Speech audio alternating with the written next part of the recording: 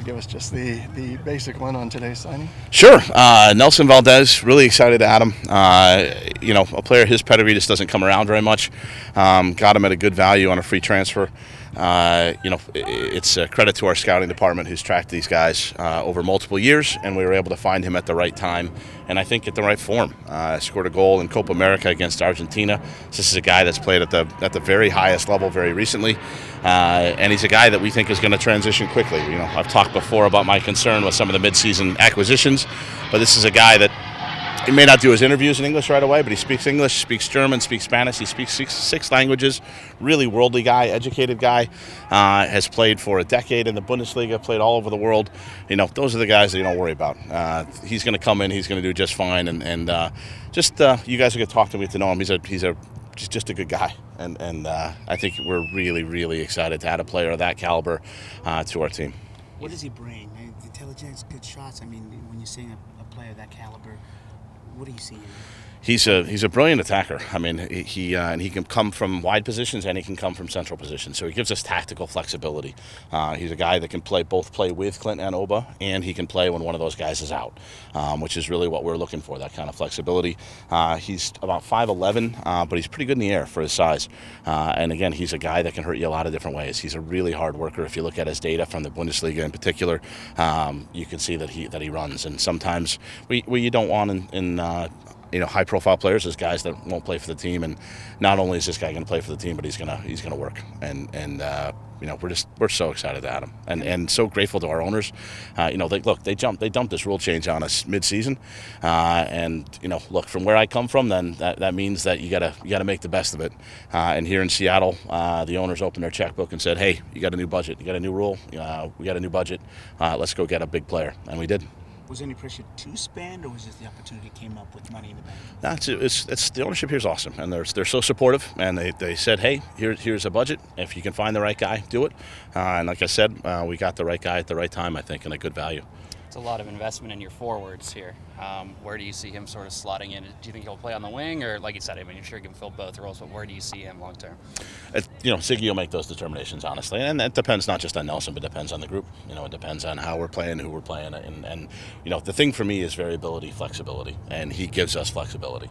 My job as a general manager is to give my head coach options, and by adding Valdez, we give our coach a lot of options. And look, we just went through a rough patch with Clint and Oba both out, and we need to avoid being in that situation again, where if we lose one or both of those guys, that we have an answer, and we got an answer now. With him having past experience playing with Oba, did that play into him at all wanting to come here? Yep. As to whether or not he wanted to come here or not, I mean, I know he wanted to come here. If that was part of it, you'd have to ask him. But for sure, we saw a commonality with the background. We actually spoke to Oba about him before he came. Oba had great things to say. Nelson's had great things to say about Oba. So no doubt that probably helped a little bit. And again, when we talk about transition, you talk about familiarity. Freeberg, we thought would transition well because he's familiar. The familiarity between Nelson and Oba, I think, is a good thing for us. He had a knee injury last year. Was that any concern at all? That's why we do medicals.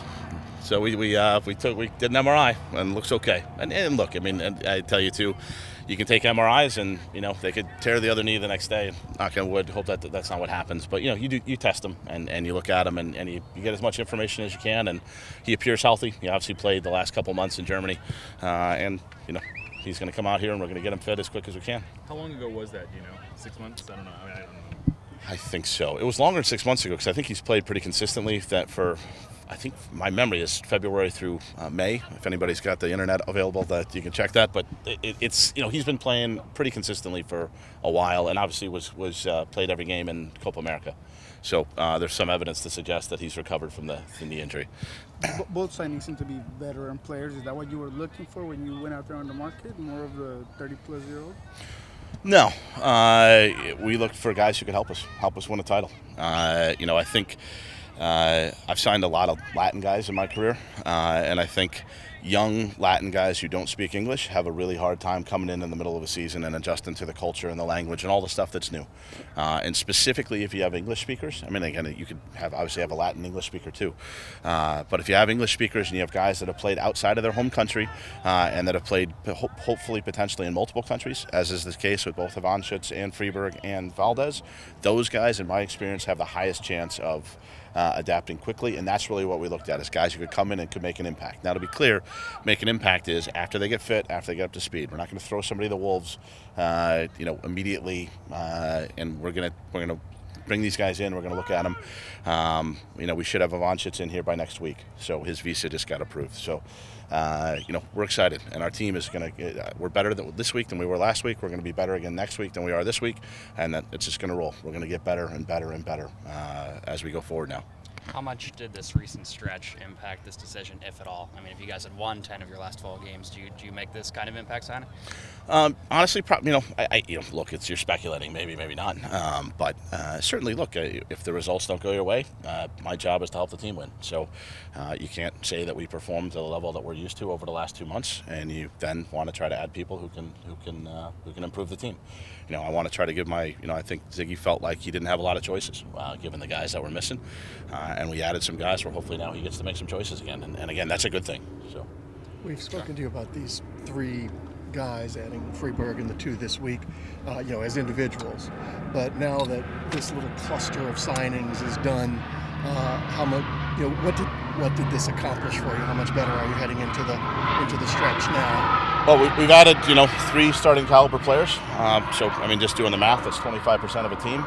So those are guys who are going to come in and compete. And so I think, we're better by, again, I don't know that I can break it out objectively, Don. It's going to depend how they come in and how they perform. But I think we made the group better. And I think a lot of times with group dynamics like this, you want competition.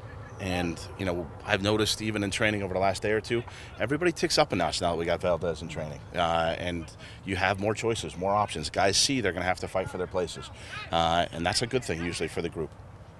How's Ozzy? Was there any delicacy or ego issues with the downgrading of the DP status? I don't think so. Ziggy handled that conversation. You can ask him about it. But this is I've said this a couple different ways, but like the DP thing, the TAM thing, it's meaningless. It really is. It doesn't affect salaries. It doesn't affect contracts. It has no impact. All it is an accounting mechanism. It allows you to more efficiently account for certain players a different way on your salary cap. It has zero impact on the players or on the team you build. It's just all we did by adding the TAM was update the DP rule. The DP rule had been around since Beckham came in 2007, had a $500,000 threshold. All we did was push that up to $1 million. And then we have this new class of players that are kind of in the middle that we call TAM players, that we use TAM money on. Ozzy's existing contract fit right into that category, which gave us the opportunity then to call him TAM and call Nelson a DP, and that means we get to add a good player. But it's literally just accounting. There's no other meaning other than that.